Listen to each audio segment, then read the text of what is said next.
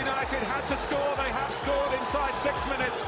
It's the player from Portugal who has hammered it in here in Porto and hammered Manchester United into an early lead.